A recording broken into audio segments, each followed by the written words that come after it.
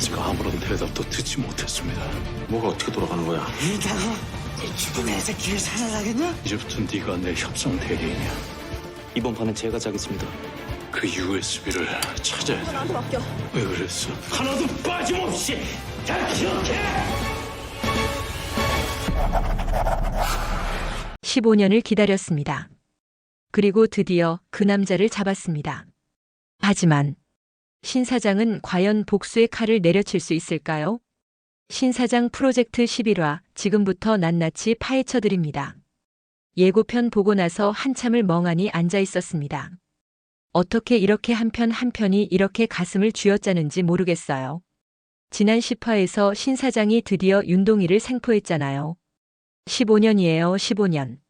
아들을 잃은 그날부터 단 하루도 잊지 않고 살아온 시간이죠.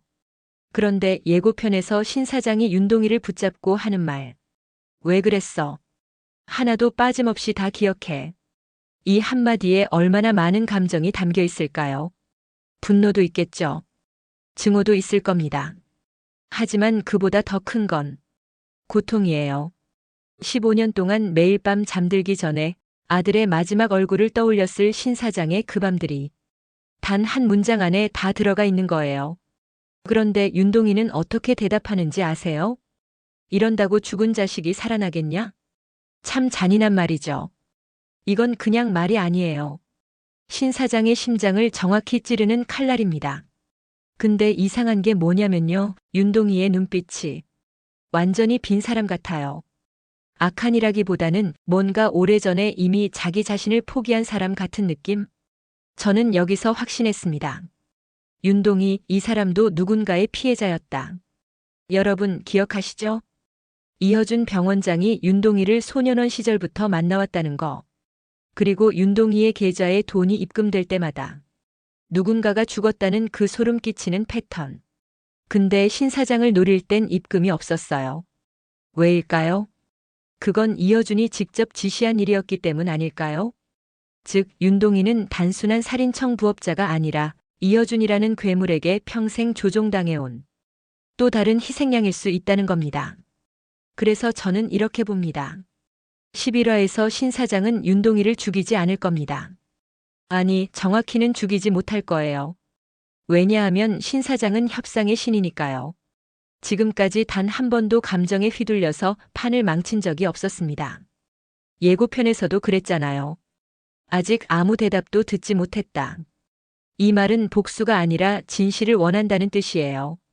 신 사장은 윤동이의 입에서 15년 전 그날 왜 그런 선택을 했는지, 누가 시켰는지, 어떤 이유가 있었는지를 듣고 싶은 겁니다. 그리고 그 순간 윤동이가 떨리는 목소리로 말할지도 모릅니다. 선생님이 시켰어요.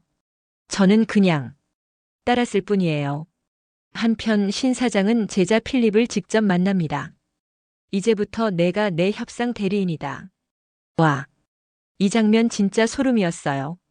신 사장은 지금 자기가 감정적으로 위험한 상태라는 걸 알고 있는 거예요.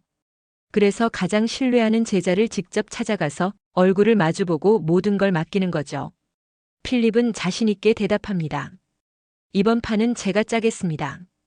그리고 그 옆에는 이시온이 있어요. 이시온이 결연한 표정으로 말합니다. 그 USB는 나한테 맡겨. 이건 자기가 USB 원본을 직접 찾으러 가겠다는 거예요. 김용우가 남긴 단서 주마담이 알만한 곳. 이시온이 배달로 다져진 실력으로 그 원본을 찾아낼 겁니다. 여기서부터 본격적으로 시작되는 겁니다. 이허준을 협상 테이블로 끌어내는 작전이요. 필립은 아마 이렇게 움직일 거예요. 윤동이를 잡았다는 사실을 흘리거나 USB 원본을 찾았다고 압박하거나 아니면 둘 다 카드로 쓸 수도 있죠. 이허준 입장에서는 절대 거절할 수 없어요.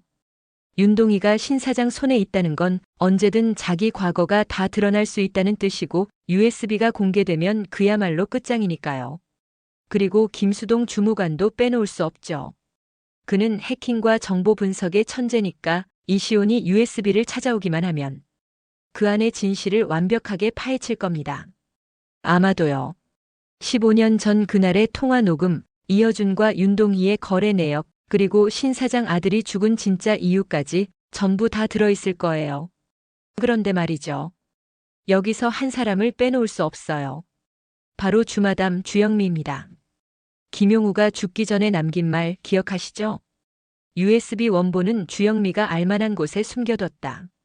즉, 진짜 원본은 아직 주마담이 알만한 어딘가에 숨겨져 있다는 거예요. 저는 이 장면이 정말 기대됩니다. 이시온이 주마담을 찾아가서 조용히 대화를 나누고 주마담이 떨리는 손으로 그 장소를 알려주는 장면. 그리고 주마담이 작게 중얼거리겠죠. 15년 전 제가 지우를 살린 그 선택 후회하지 않습니다. 하지만 용서받고 싶었습니다. 한편 이어주는 완전히 패닉 상태입니다. 예고편에서 그가 중얼거리잖아요. 뭐가? 어떻게 돌아가는 거야? 지금까지 모든 걸 설계하고 통제했다고 믿었던 이어준. 그런데 지금은 정반대로 신 사장의 손바닥 위에서 놀아나고 있는 거예요. 윤동희는 신 사장에게 잡혀있고 김용우는 자기가 윤동희에게 시켜서 이미 죽었고 USB 원본은 신 사장이 지금 찾고 있는 중이고 모든 게 틀어지고 있는 겁니다. 이어주는 이제 궁지에 몰릴수록 무리수를 둘 겁니다. 폭력배를 동원할 수도 있고 극단적인 선택을 할 수도 있어요. 하지만 결국 필립이 짠 협상 테이블에 앉게 될 겁니다. 그 자리에서 필립은 조용히 말할 거예요. 말씀 안 하셔도 됩니다. 이미 파일 안에 다 들어있어요. 혹은 지금이라도 사죄하시면 살아남을 기회는 남아 있습니다. 이어주는 떨릴 겁니다. 땀이 흐를 거고 손이 부들부들 떨릴 거예요. 그리고 결국 자백하거나 무너지거나 둘 중 하나겠죠. 그 순간 최철 형사가 등장해서 차갑게 수갑을 채우는 장면으로 끝날 것 같아요. 마지막으로요. 신 사장은 아마 이 모든 일이 끝난 뒤 주마담과 지우를 다시 만날 것 같아요. 말없이 서로를 바라보다가 주마담이 떨리는 목소리로 말합니다. 그때 제 아이를 살려주셔서 정말 죄송합니다. 15년 동안 가슴에 품고 살았을 말. 자신의 딸 때문에 신 사장의 아들이 희생됐다는 그 무거운 죄책감을 담은 사죄입니다. 신 사장은 고개를 천천히 저으며 말할 거예요. 당신 잘못이 아닙니다. 지우가 눈물을 글썽이며 고개를 끄덕이고 주마담도 눈물을 참으며 작게 고개를 숙일 거예요. 이게 진짜 치유의 시작 아닐까요? 15년 동안 서로가 짊어져온 죄책감과 고통, 그것을 마침내 내려놓는 순간 말입니다. 여러분, 복수는 마음을 불태우지만 진실은 마음을 비춥니다. 신 사장은 아들의 죽음 앞에서 분노 대신 진실을 선택했어요. 그리고 정의는 때때로 가장 조용한 방식으로 승리합니다. 저는 11화가 정말 기대됩니다. 여러분은 어떠세요? 윤동희가 정말 자백할까요? 이어주는 어떻게 무너질까요? 그리고 신 사장은 마침내 평화를 찾을 수 있을까요? 여러분의 생각을 댓글로 꼭 남겨주세요.